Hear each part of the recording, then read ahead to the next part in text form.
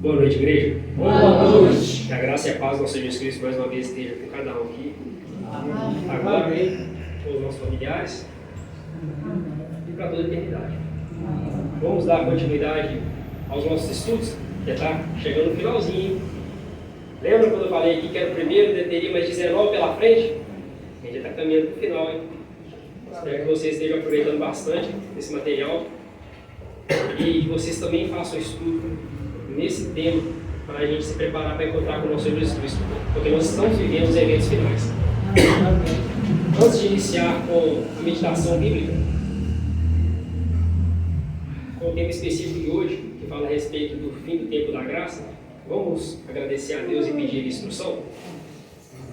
Amado Pai Celestial, mais uma vez nós estamos aqui na Tua Santa Presença te pedindo graça, te pedindo que o Senhor se compadeça de nós e nos perdoe os pecados e posteriormente que o Senhor clareie os nossos entendimentos, transmita nosso conhecimento, certeza da salvação que o Senhor nos dá e força para continuar nessa caminhada. Ultimamente a gente tem visto cada vez mais a Tua Palavra ser atacada, as leis sendo subjugadas, homens perversos, sinais da natureza, e nós te pedimos que nós sejamos cada vez mais investidos do alto, de força, pelo Espírito Santo, para poder pregar essa mensagem para nós mesmos, para aqueles que nos ouvem e para tantos quantos a gente nem sabe.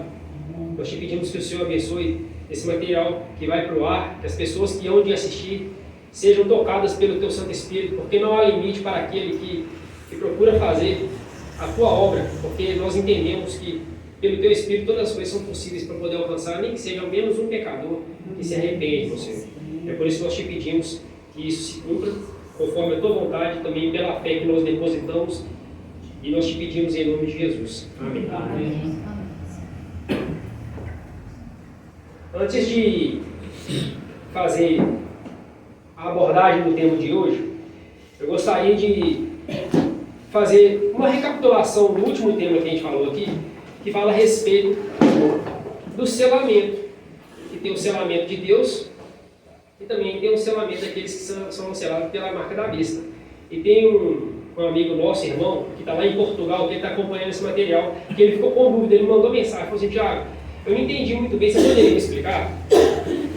Porque isso não é um material que você aprende numa exposição apenas, é uma caminhada, você estuda as profecias ao longo da vida, você procura entender quantos anos as pessoas não passam estudando para poder às vezes entender um trecho, não vai ser numa pregação só. Então, com a pessoa dando um alimento contínuo e diário nesse quesito de aprender mais o que é ou não a marca da besta, o que é o selo de Deus. Há muitos que pensam que o selo de Deus ele é apenas um sinal de aprovação, ou apenas um ponto ou outro. A gente viu que é mais do que isso, ele se completa em outras frentes, que não é somente o sábado. E também a questão da marca da besta, muitas pessoas pensam que às vezes é código de barra, do chip, porque não estão aprofundadas nas escrituras. Então, eu gostaria de dar uma ênfase no que a gente falou aqui, o que aconteceu no livro de Ezequiel, no capítulo 9, a partir do versículo 4. Vamos para lá para poder ver o que está escrito? Isso é lógico que se completa em outras partes da Bíblia. Aqui no livro de Ezequiel, fala dessa parte. Ezequiel 9:4. Só para dar uma recapitulação aqui, tá, irmão? Ezequiel, o livro antes aí do livro de Daniel. Para quem está acostumado aí com o endereço. Ezequiel 9:4.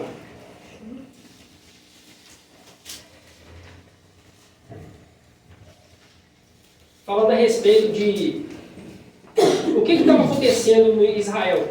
Pessoas que se diziam servos de Deus, que se diziam sacerdotes ali, mas estavam adorando a divindades pagãs. Principalmente a questão de mulheres chorar por Tamuz. A gente vê aí no capítulo anterior, no capítulo 8. E a adoração também ao sol. Isso se repetiria no tempo do fim que a gente está vivendo. Ezequiel 9:4 vem dizendo o seguinte, ó. Eu vou ler o finalzinho do versículo 2, tá? Entre eles um homem vestido de linho, com um tinteiro de escrivão à sua cinta. Pensa nisso. Quem que vai ser esse homem? Daqui a pouquinho nós vamos saber quem que é esse homem. Vocês têm ideia de quem que é esse homem com o tinteiro de escrivão que marcaria? Nós vamos ver. Vamos ver o que está dizendo o versículo 2. Eis que vinham 6 homens caminhando pela porta alta, e olha para o norte, cada um com as suas armas destruidoras na mão. E entre eles um homem vestido de linho, com um tinteiro de escrivão à sua cinta. E entraram e se puseram ao altar de bronze. O versículo 4, que eu gostaria de destacar, diz assim, ó, e disse-lhe o Senhor, passa pelo meio da cidade, pelo meio de Jerusalém, e marca com sinal as testas dos homens que suspiram e gemem por causa de todas as abominações que se cometem no meio dela. Eu fiquei procurando saber que homem que é esse que seria marcado. Será que era um homem físico ou espiritual? Como é que seria isso? No livro Manuscript Readings, volume 15, na página 216, a nossa irmã White, olha para você ver o que ela fala.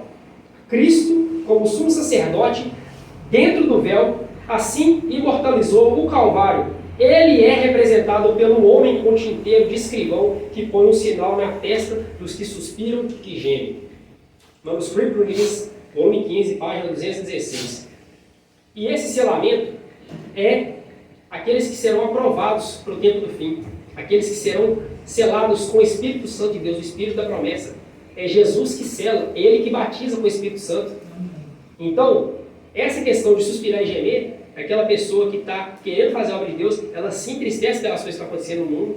Dentre elas, a questão do sinal de Deus que Ele colocou na lei dele, que é o 4º mandamento.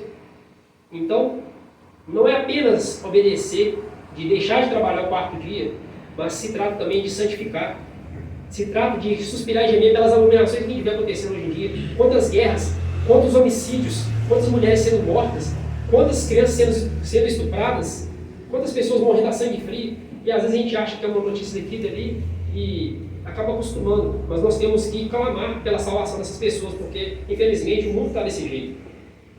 Então, recapitulando e dando um desfecho para esse aqui, para esse capítulo que a gente estudou anteriormente, fazendo só uma recapitulação, o sinal de Deus, ele se expressa na lei de Deus. E quem sela é Jesus, com o Espírito Santo, o Espírito da promessa.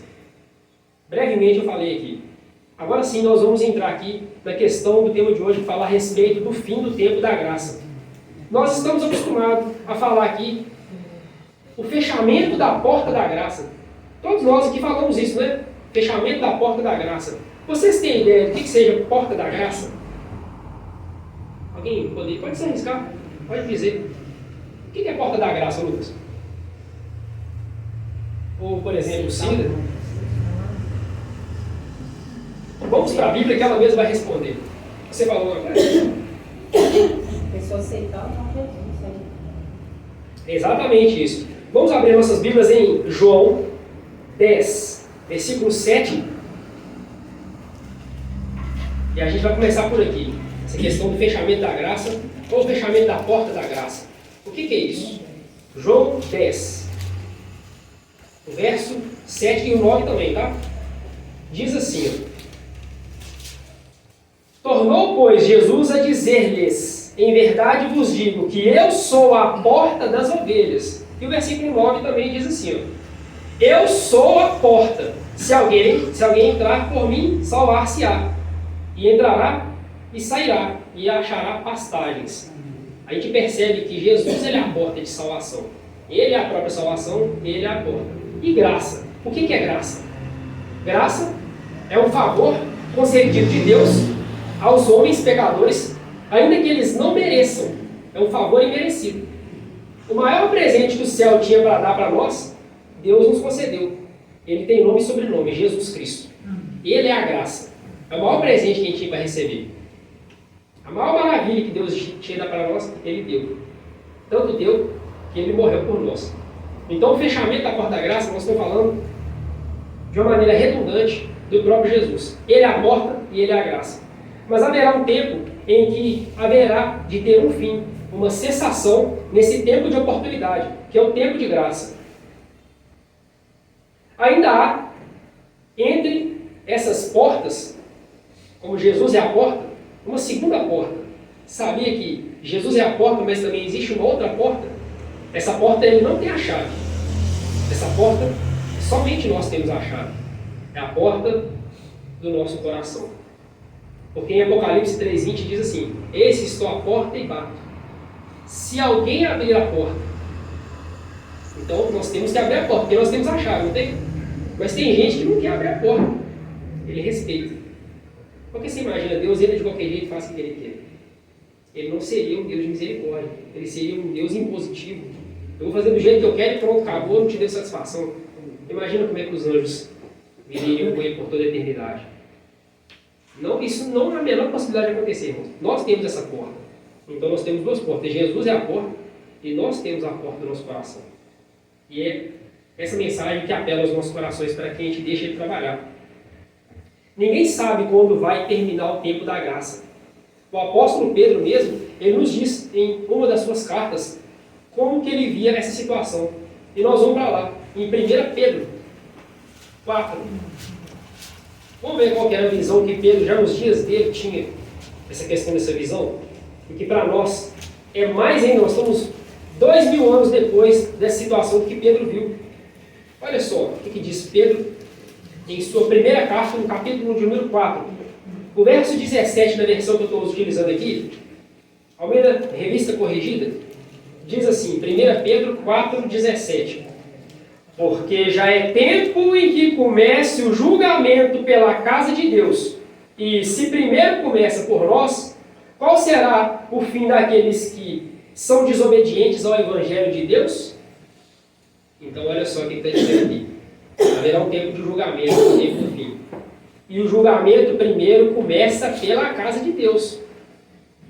Vocês já pensaram nisso? Aquele dia e hora ninguém sabe. Quantas vezes a gente fala dessa questão da gente aguardar a volta de Cristo, mas quando Cristo aparecer nas nuvens do céu, será precedido de eventos que acontecerão antes. Antes. Um deles é o derramamento das 7 pragas, o escurecimento do sol. A primeira praga, a pessoa vai ver lá úlceras más e malignas na pele. Você já imaginou? Você pode ter certeza. Começou a acontecer esses sinais aí de praga, a porta já vai ter sido fechada. Então, o dia da vingança do Senhor, ele começa com o fechamento da porta da graça. Quando Cristo, como nosso sacerdote, não haverá mais de ministrar as nossas orações diante de Deus Pai. Não haverá mais de tempo de oportunidade. Que terrível dia será esse? É um dia que a gente não sabe. Ele começa por aí. Deus não nos revelou em que momento essa mensagem será concluída, ou quando terá o fim do tempo de graça. Nenhum de nós sabe. Mas para quem estuda as profecias, é exigido saber. E a gente sabe pelas coisas que estão acontecendo. Sinal político e religioso se convergendo, várias nações estando, muitos dos líderes começando a aceitar, coisas que antes não eram possível, pessoas nem se comunicar, hoje estão pessoas já se aceitando. Quem já ouviu falar aqui no templo abraâmico? Os líderes mundiais, cada um tem a sua tenda. Um islã, tem o pessoal do cristianismo, mas é tudo próximo uma da outra. Eles já estão conversando. Pessoas estão se convergendo. Quando clamarem paz e segurança, haverá repentina destruição. E no meio religioso, isso também acontecerá. Porque está profetizado. Quem diria, né? Pessoas polarizadas ao longo de uma história, no tempo do fim se convergerem, se ajuntarem, nem que seja por um motivo, por um breve tempo. Isso é possível, porque está profetizado. A imposição da lei dominical, ela vai ser estabelecida antes do fim da graça. Porque não haveria possibilidade da pessoa se salvar se Jesus não tivesse dado a condição. Por isso que ele mostra. Agora imagina essa lei dominical ser dada depois que Jesus não vai mais interceder por essa pessoa. Não teria um menor motivo. É por isso que ela tem que ser dada antes do tempo da graça. A imposição. Hoje ela é dada como uma sugestão. Pare, porque o crime está desandando, está tendo terremoto, está tendo inundação. Ao longo de uma história de pelo menos uns 20 últimos anos, a gente vê que o Brasil é um país para se viver tranquilo. Não tinha muito essa questão. Hoje, eu já não falaria tanto assim. Inundações, o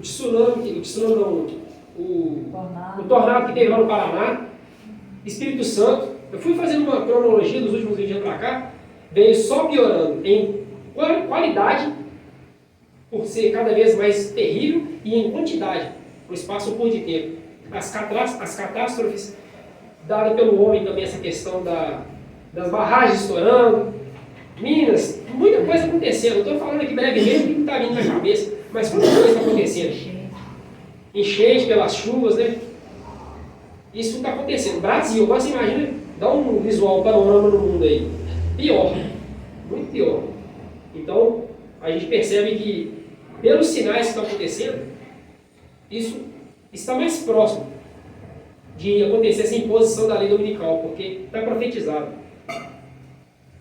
Aqui está dizendo o seguinte: quando eu falar besta, vocês entendam que na profecia da conversão profética significa poder ou reino ou governo. Tá bom? Se alguém quiser que eu fale, tá lá no livro de Daniel, eu tenho uma tabelinha de conversão profética aqui que fala o seguinte, ó. Uma besta, ou é um poder, um rei ou um reino, vocês podem conferir aí em Daniel 7:24 e em Apocalipse 17:12. Depois, se vocês quiserem, pode voltar o vídeo aí e vai pro ar, vocês procuram saber. Então, quando eu falo a besta, é um poder, um rei ou um reino. A imagem da besta, ou seja, a imagem de um poder, se formará antes que termine a graça, pois isso será a grande prova para o povo de Deus, pela qual será decidido o destino eterno. Então, o que é a imagem da besta? O que é a imagem desse poder? Para sabermos o que é essa imagem e como será formada, nós devemos estudar as características da própria besta, que a gente estuda, sabe que é o papado. E por que é o papado? Porque ele vai contra as doutrinas que estão na Bíblia. Ele estabelece a tradição e o catecismo, em muitos dos aspectos, assim da própria Bíblia, no campo religioso. Então, vamos ver se eu estou... Fechou aqui? Então, vamos ver se eu estou mais ou menos assimilando aqui. Então, vai ter dois poderes, o político e o religioso. O religioso, por si só, não teria força se o político, o poder de um governo, não desse para ele força. É por isso que no tempo do fim esse poder vai se unir, assim como se uniu no passado, Roma imperial com Roma papal. No tempo do fim, a gente percebe que isso vai acontecer também. E para quem estuda as profecias, percebe que o país que mais se aproxima disso é a nação norte-americana. Quando a igreja primitiva se corrompeu, afastando-se da simplicidade do evangelho e aceitando os ritos e costumes pagãos, perdeu o espírito e o poder de Deus. Disso resultou o que é? O papado. Uma igreja que dirigia o poder do Estado e empregava para favorecer os seus próprios fins, especialmente a punição da heresia. Afinal de contas, a gente já estudou aqui em outros capítulos o que era essa punição da heresia. A perseguição àquelas pessoas que estão se levantando contra os dogmas da igreja, contra o que a gente estabeleceu, aos hereges, morte aos hereges, por simplesmente defender a Bíblia. Aconteceu no passado? Foi terrível? Vai acontecer de novo e vai ser pior. É por isso que nós temos que clamar a Deus para ser totalmente investido de autoridade e pelo poder do Espírito Santo de Deus. O poder religioso deve a tal ponto dirigir o governo civil que a autoridade do Estado também será empregada pela igreja para realizar os próprios fins. A imagem da besta, ou seja, a imagem desse governo, desse poder, será representada na forma de protestantismo apóstata, que se desenvolverá quando as igrejas protestantes buscarem o auxílio do poder civil para a imposição dos seus dogmas. Vocês já ouviram para falar da mulher que era pura, que se tornou prostituta? Apocalipse 17 fala disso no versículo 9, que essa mulher prostituta ela está assentada sobre 7 montes. É uma igreja que ela tem domínio mundial, em questão de quantidade, de alcance mundial. Essa mulher, a gente sabe qual que é a igreja que está estabelecida em Roma. A gente sabe. E ela tem filhas, ela tem filhinhas. Por que ela tem filhas? Porque tem outras igrejas que também se assemelham a ela em pelo menos um ponto. Em apenas um ponto, que é o protestantismo. Afinal de contas, Deus vai fazer separação, uma linha divisória. Aqueles que obedecem os mandamentos de Deus, daqueles que obedecem o mandamento dos homens, guiados pelo próprio diabo.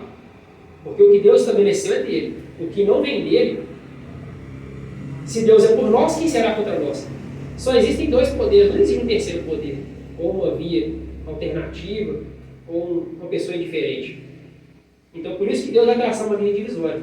Aqueles que lhe pertencem, daqueles que não lhe pertencem. Haverá um tempo do fim da graça E antes disso, o selamento. O homem contideiro que é Jesus, ele vai selar nas testas. É algo que a gente não consegue ver. É espiritual. E os homens, aqueles anjos com armas destruidoras, vocês vão ver que essa profecia de Ezequiel 9, ela se repete em Apocalipse 7, versos 2 e 3. É uma aplicação direta. Esses anjos com armas destruidoras serão os anjos que serão responsáveis por derramar as pragas de Deus. No passado, Deus derramou 10 pragas no Egito. No tempo do fim serão 7. Então, esses anjos com armas destruidoras serão os anjos. Vamos ver o que está escrito lá? Apocalipse 7, versículo 2 e 3.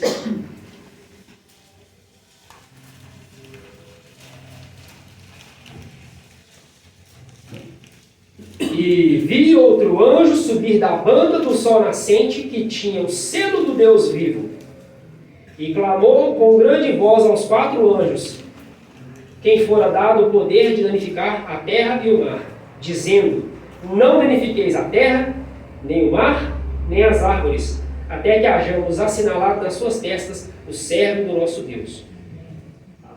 Imagina só.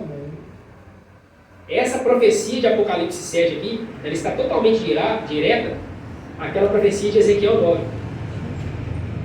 E eu conversando com o nosso irmão Martins, acho que Edna estava presente também, Paulinho, ele falou que nesse livro aqui, o Testemunho Seleto, volume 2, páginas 64 e 65, esse evento ainda não aconteceu. Desse anjo, desse homem marcar com selo, e depois vir anjos com arma destruidora, está para o tempo do fim. Você já parou para pensar que muita coisa na Bíblia já se cumpriu?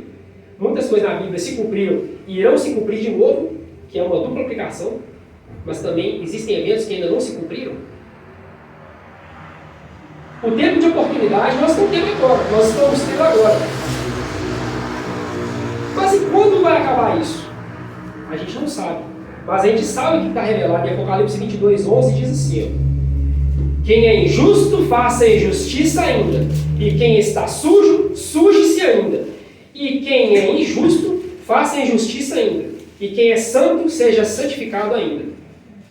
Olha só. É Jesus, no santuário. Ele não vai interceder para a gente pela vida eterna, por toda a eternidade, não. Haverá um tempo que vai acabar essa oportunidade. E ele não vai mais usar vestes de sumo sacerdote para interceder por nós. Ele vai vestir vestes de rei, salpicadas com sangue. O dia da vingança do Senhor está chegando. A gente não sabe, por isso que a gente tem que se preparar.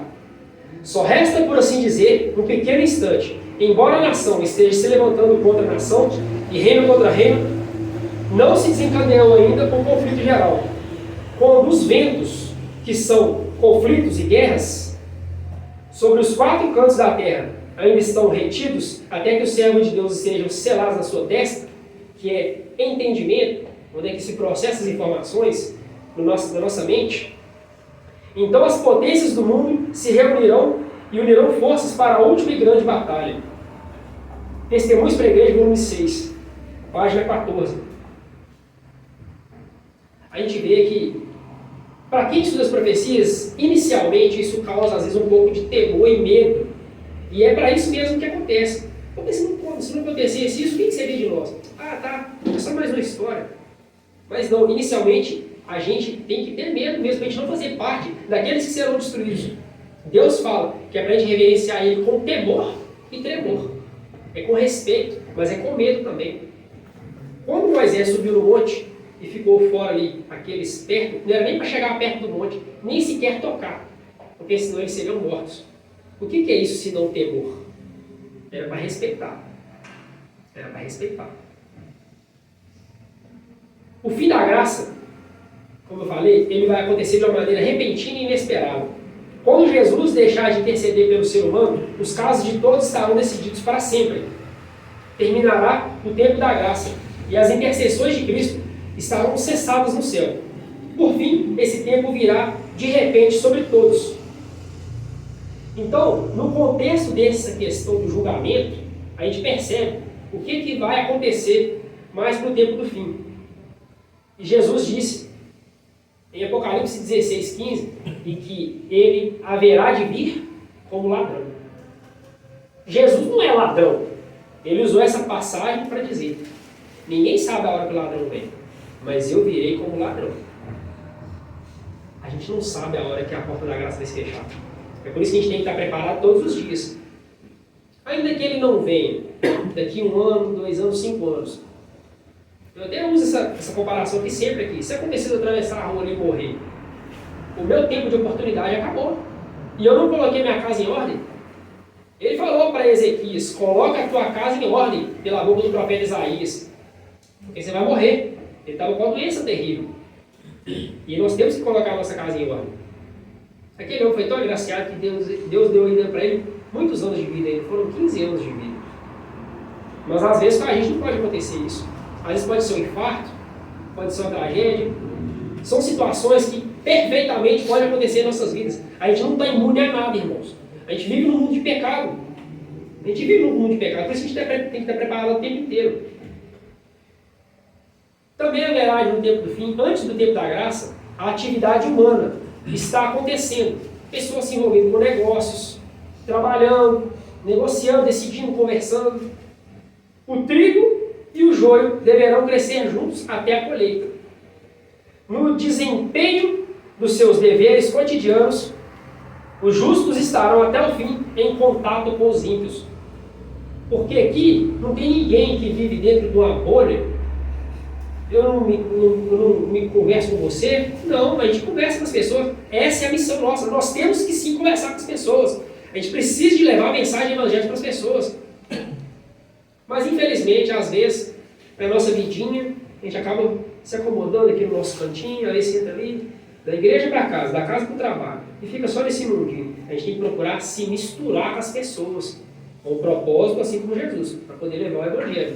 Não para a gente ser como os ímpios, mas a gente precisa de levar o evangelho. Então, até o tempo do fim, nós estaremos em contato com os ímpios, conversando, negociando, fazendo transações.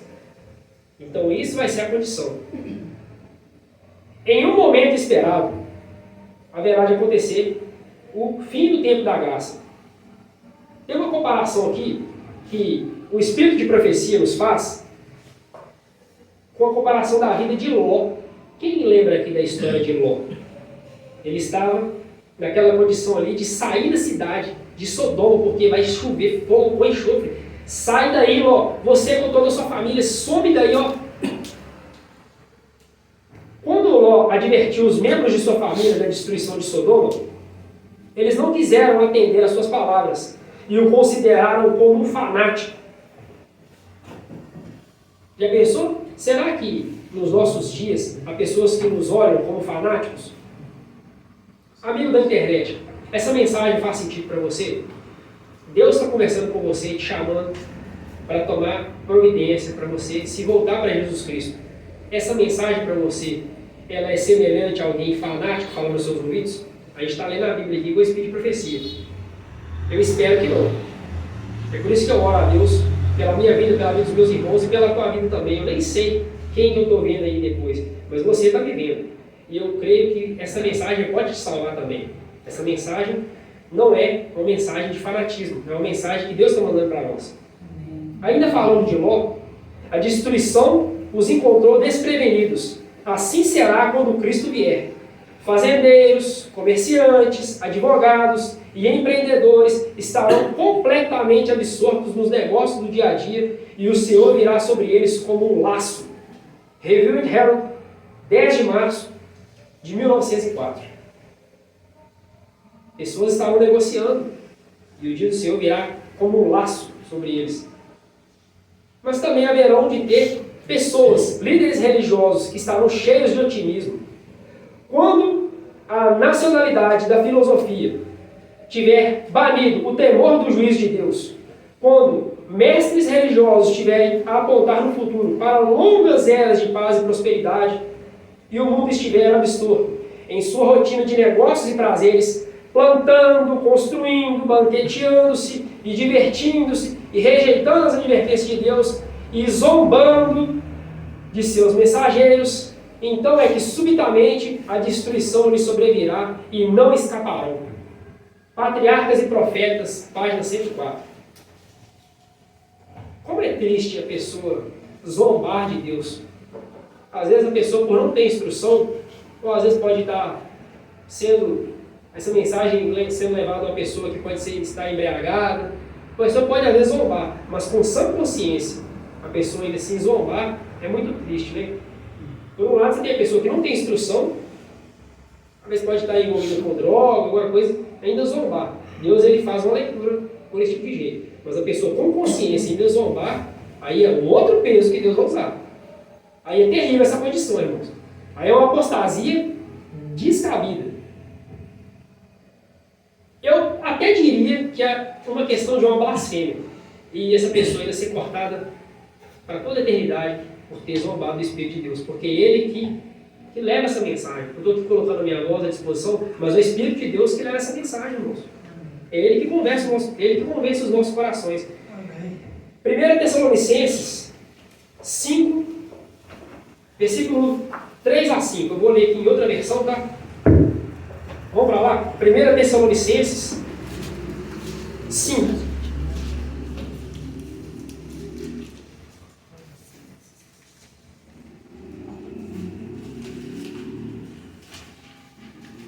Primeira carta de Paulo aos Tessalonicenses, capítulo 5, versículo 3 até o 5. Eu vou ler devagarzinho aqui, vocês procuram assimilar com a versão de vocês aí, tá bom? Primeira carta de Paulo aos Tessalonicenses, capítulo de número 5, versículo 3 até o versículo 5. Quando o povo estiver dizendo, vai tudo bem, está tudo calmo, está tudo em paz, então de repente é que o desastre virá sobre eles. Tão súbito como as dores de parto a uma mulher quando nasce seu filho. E essa gente não poderá fugir para parte alguma. Não haverá para onde escapar e nem se esconder. Porém vocês, irmãos, não estão na escuridão a respeito dessas coisas.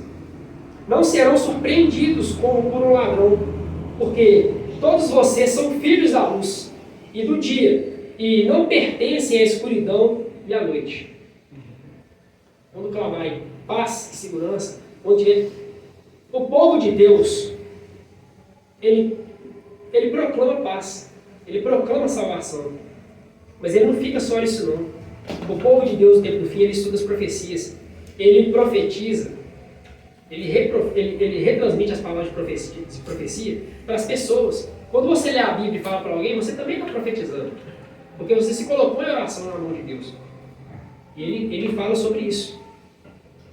Muitas vezes a pessoa às vezes, ela pode me enxergar como uma pessoa que só prega sobre isso. Tiago, mas é mensagem de agradecimento, mensagem de esperança, você não tem isso não? Sim, eu tenho, mas a mensagem que Deus me dá é uma mensagem de repreensão, irmãos. É uma mensagem para chamar a atenção. Eu me coloquei nas mãos de Deus para poder falar isso, eu estou colocando a cara para bater. Essa é a mensagem que Deus espera que a gente fala. Nós somos adventistas do sétimo dia, a gente tem que se preparar para a volta de Jesus. A gente tem muita mensagem, mas nós temos que dar a mensagem no tempo presente. É essa mensagem que Deus nos confiou, irmãos. É para isso que me coloquei. Porque se fosse só para poder estudar as outras partes da Bíblia, como é que era Davi, como é que era Sansão, como é que era fulano, como é que era ciclano, eu seria mais um. Mas eu não sou mais um. Eu não sou mais um. É importante demais, está na Bíblia, irmãos. Mas a mensagem do tempo presente é outra. A nossa mensagem é outra, irmãos.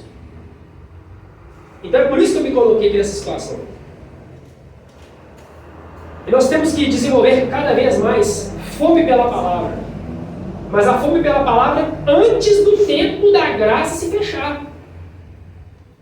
Porque eu vou ler uma parte aqui e isso me coloca medo. Se eu tiver fome da palavra e sede por isso, quando a porta da graça estiver fechada, eu estiver perdido. Eu não quero estar nessa situação. A gente vai ler daqui a pouco. Os que agora não valorizam e não estudam e nem honram a palavra de Deus proferida por seus servos, terão motivo para lamentar amargamente no futuro. As terríveis pragas começarão a cair. E então, os que desprezam a palavra de Deus, os que a tiveram com pouca conta, andarão de mar a mar, e de norte até o oriente, e correrão por toda a parte procurando a palavra do Senhor, e não a acharão. Já pensou? Agora é o tempo de oportunidade, nós estamos tendo aqui. Graças a Deus, obrigado, meu Deus, para essa noite nós estamos alimentando isso aqui, porque é Bíblia. É Espírito de Profecia. Amós 8, 11 e 12. Vamos para lá? Amós 8, versículo 11 e 12. Você vai chegar em Daniel, tá? Aí você vai ver Oséias, vai chegar em Joel, e coladinho em Joel você vai ver Amós. Amós 8, versículo 11 e também o 12.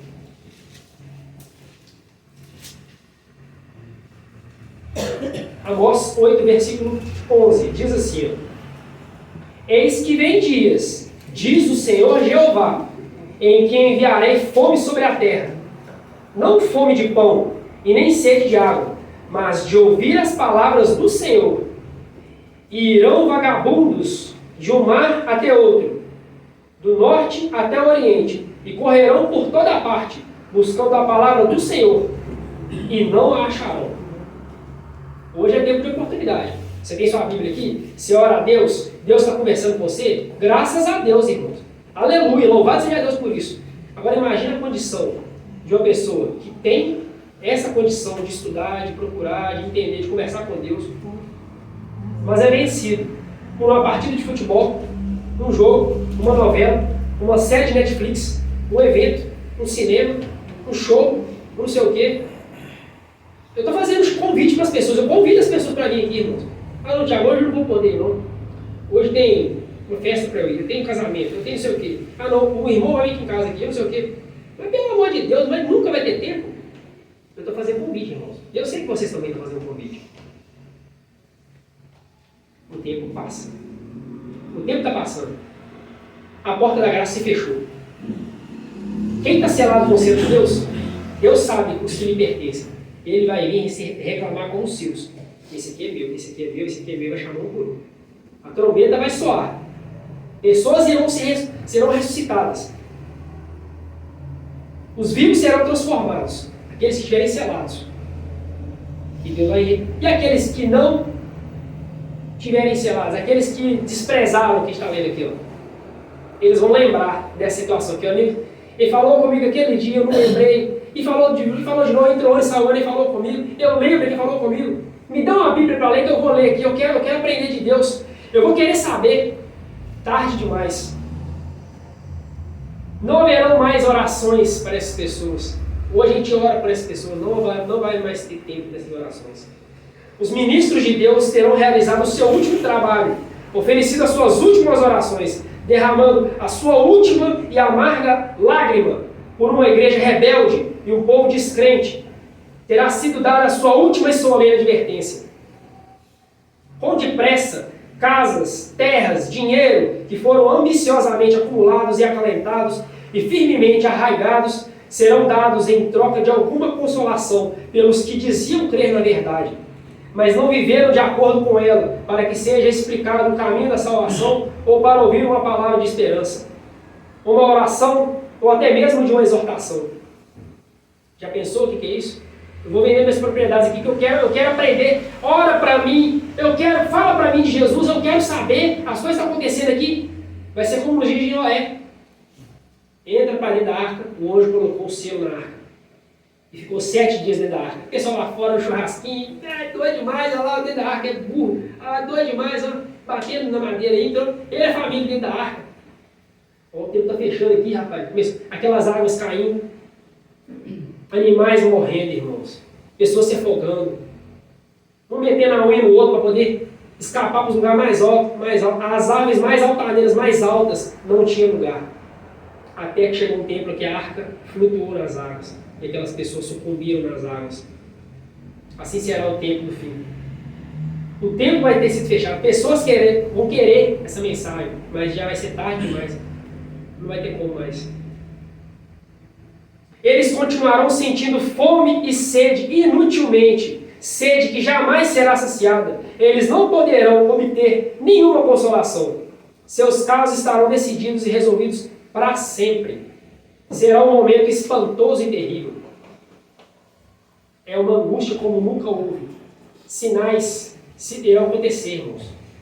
Sol se escurecendo, feridas brotando assim nas peles, assim, ó. Apocalipse 16 começa a falar sobre isso. O derramamento das 7 últimas pragas. Não estranha, não. Se uma pessoa, às vezes, do lado de você, começar, olha, não tinha essa ferida aqui, não, começar. É câncer mesmo, câncer de pele, né, irmãos? É lepra, é chaga mais maligna acontecer assim. A primeira taça vai ser derramada. Imagina o que é isso. Então você já mais ou menos é um sinal aí, ó. Começou a aparecer praga, lepra, opa, esse aqui não tinha, não começou a aparecer na cara, no olho, às vezes o olho começa a apodrecer. Está lá em Apocalipse, irmãos.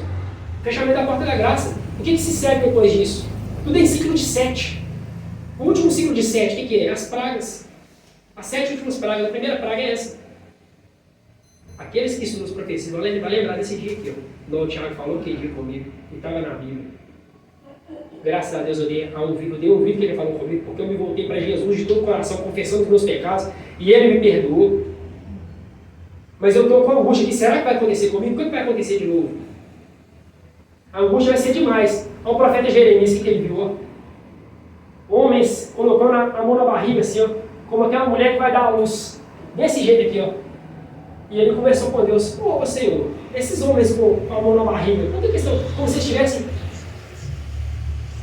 angústia, o rosto pálido, tudo pálido, macilento, tudo é angústia, irmãos. Estou salvo, estou perdido, como é que está a minha situação? No meu caso eu sei que já foi decidido, eu já fui julgado, mas será que eu fui absolvido ou eu vou ser condenado?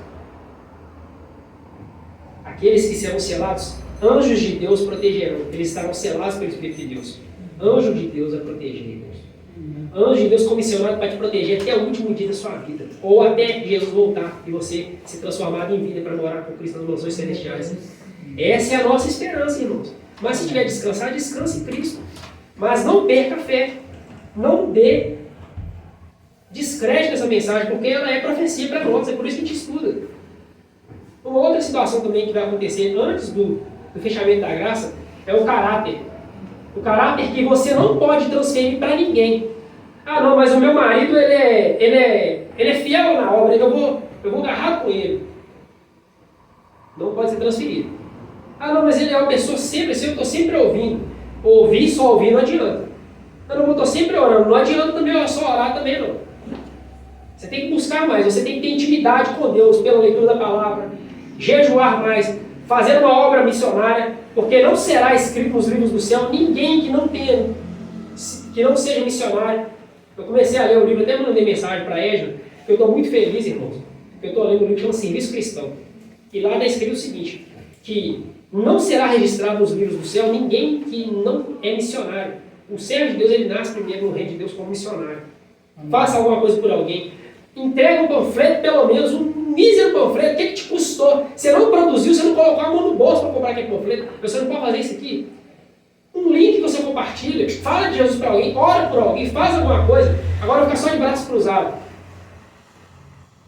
É triste, irmãos. A gente precisa de fazer alguma coisa. É por isso que essa questão do caráter não pode ser transferido. Você não pode transferir o que você é, dar um pouquinho para o outro. Você lembra das 10 virgens? 5 não poderiam transferir o azeite reserva para as outras. Vai e compra os seus. Eu já tenho os meus. Porque pode ser que ele chegue e nos falte a nós. Vai lá e compra o seu. Eu vou ficar aqui. Não é assim? Eu vou entrar aqui também com uma questão que é contrária ao ensinamento. Não é bíblico, é uma doutrina do purgatório. Alguém sabe como que funciona a doutrina do purgatório? Você sabe o que é purgatório? Eu já ouvi falar purgatório? Já ouvi falar? O purgatório é o seguinte, ele morreu.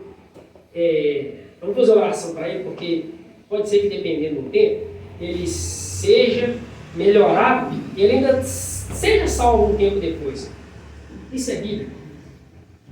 Não é bíblico. A gente só tem uma chance quando a gente está vivo. A morte traz dissolução do corpo. Ou seja, você morreu, o corpo vai se corromper, ele vai se deteriorar, até chegar a virar Osso, depois pó, acabou. A morte traz dissolução do corpo, mas não efetua mudança no caráter. A vinda de Cristo não muda o nosso caráter, apenas o fixa para sempre, sem possibilidade de qualquer mudança. Acabou? Acabou. Não tem uma segunda chance. Não tem purgatório. Isso aqui é contra até a doutrina espírita, que fala que a pessoa ela se reencarna e vai melhorando. A gente não tem nada a ver com isso, irmãos. Ou você segue a Deus, ou você não segue a Deus. Ou você anda de acordo com o que está na Bíblia, ou não anda. O que o profeta falou? Faz um risco no chão. Os que for do Senhor, passem para cá. Os que não for, passem para lá. É isso que a gente tem que ser. Ou você está com Deus ou não está. Não existe a possibilidade de qualquer mudança depois que fechou esse tempo de oportunidade. E nós já estamos indo para o finalzinho aqui, tá? Outro tempo de graça não será disponibilizada nem para convencer nem mesmo os ímpios. Nós devemos nos aproveitar ao máximo das oportunidades atuais. Não nos será concedido outro tempo de graça para que possamos nos preparar para o céu. Não haverá tempo de graça depois da vinda do Senhor. Os que dizem que haverá estão enganados e iludidos. Então quer dizer, Tiago, que não vai ter outra chance mesmo? Não. Não vai ter outra chance. Talvez não era isso que você queria ouvir. Mas eu, como consideração a você, eu falo, não vai ter outra chance. O que você talvez queria ouvir era outra coisa. Porque você está iludido, você está enganado. Mas se você anda de acordo com o que está escrito na Bíblia, eu te falo. E você aceita, procure saber por você mesmo. Seja como um bereano. Você não vai ter outro tempo de oportunidade. A chance é agora. Não é nem hoje, porque o hoje ainda continua, né? Você ainda tem um tempo. Eu vou fechar aqui, vou embora. O hoje não está continuando? Não me pertence. O que me pertence é agora. Agora. Estou acontecendo aqui com vocês aqui. Ó. É agora. Todos serão examinados e julgados de acordo com a luz que tiveram. E no finalzinho, vem o escrito seguinte: esteja preparado e se esforce, ainda que seja somente você. Tiago, mas em casa está todo mundo, ninguém quer saber, só eu mesmo. Então que seja só você mesmo, porque a mensagem de Deus está falando com você aqui nessa noite. Que seja só você. Porque ainda que você seja um solitário, eu tenho uma mensagem de esperança para você. Salmo 68, vamos para lá. Salmo 68.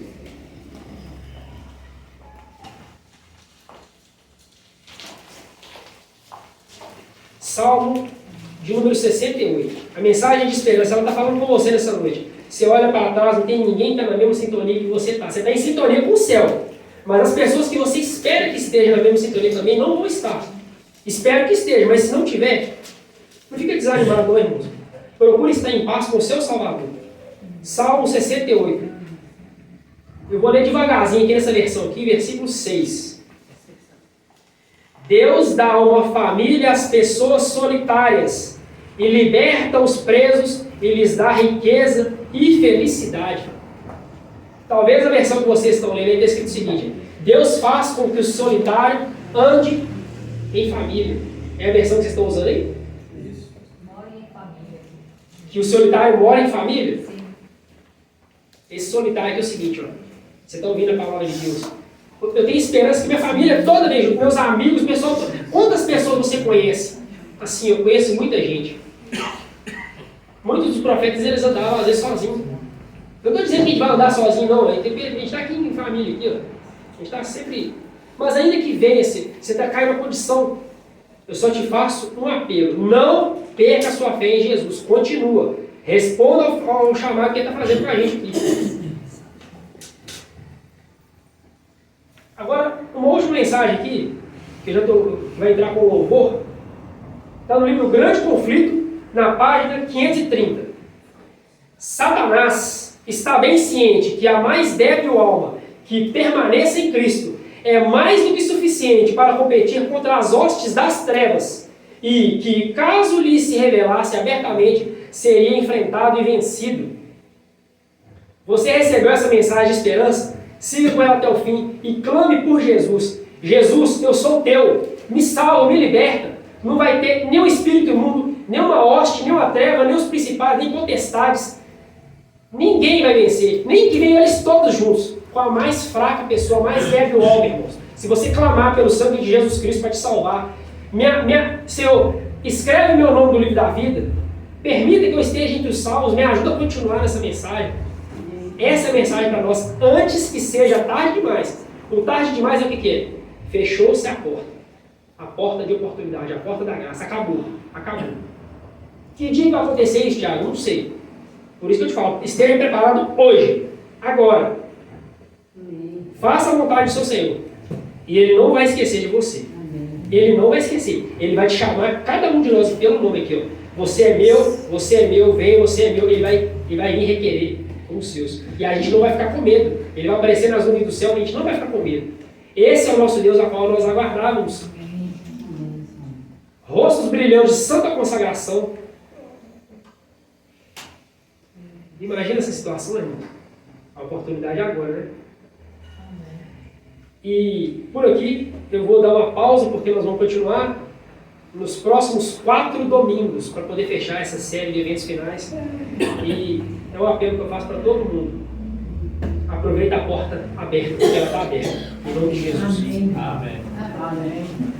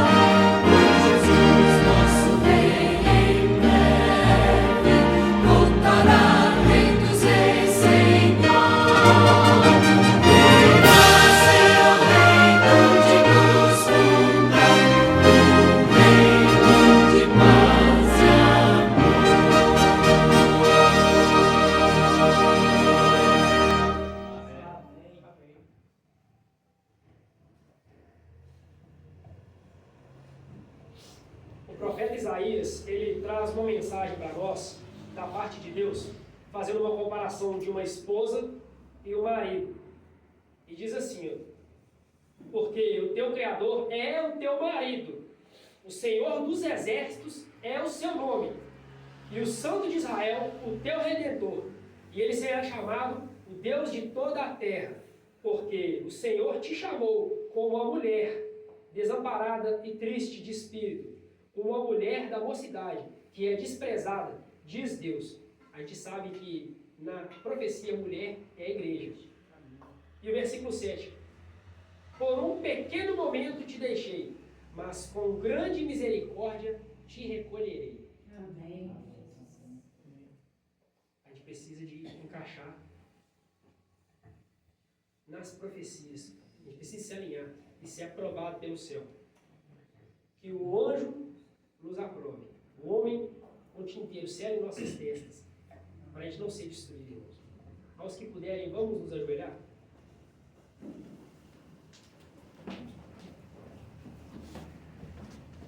Amado Pai Celestial, mais uma vez, nós estamos aqui reunidos na Tua Santa Presença, buscando aprender cada vez mais de Ti e nos preparar e também levar essa mensagem ao mundo, como acabou de cantar aqui o hino. Vamos levar a mensagem ao mundo. Outras denominações estão fazendo de igual modo, outros, da sua maneira, às vezes ignorante, estão proclamando o que conhecem, de acordo com a luz que cada um conhece. Mas nós nos sentimos muito privilegiados de estar aqui falando dessa mensagem de despertamento, a mensagem de preparo para a gente colocar a nossa vida em ordem, enquanto ainda há oportunidade, enquanto ainda existe graça, enquanto a porta de oportunidade, que é Jesus Cristo, está aberta, receptiva a nós, transferindo o seu caráter imaculado em nós, para que o Senhor nos enxergue como filhos da Tua parte, para que a gente faça parte dessa família, Senhor, pela competência dEle. Que nós continuemos aproveitando cada vez mais essa oportunidade. Nós te pedimos, em nome de Jesus, que o Senhor faça descer, como chuvas torrenciais dos altos céus, a presença do Teu Espírito Santo vivendo dentro de nós, para que a gente seja selado, o selo do Espírito Santo, o Espírito da promessa. Ele nos selará e nos validará como filhos Teus, Senhor. A obra que Cristo fez é uma etapa. O Espírito Santo está fazendo em nós uma continuação do que Cristo começou.